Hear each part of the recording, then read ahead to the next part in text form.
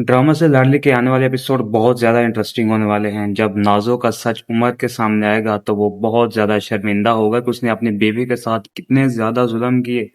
और वो मरियम को बार बार कॉल करने की कोशिश करेगी और उसके पास जाए और उसे मनाने की कोशिश करेगा, लेकिन मरियम उसकी एक नहीं सुनने वाली।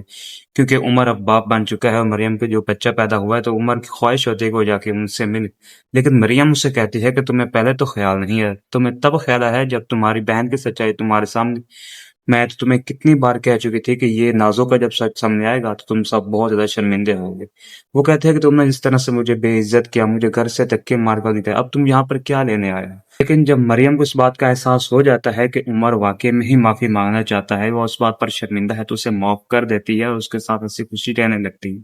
नाज़ो जो है वो सब कुछ बहुत ज़्यादा यकीन दिलाने की कोशिश करती है कि इसमें उसकी गलती नहीं है। वो मतलब कि वो मानती ही नहीं कि उसने कुछ बुरा किया है। वो उनसे माफ़ियाँ मांगती है।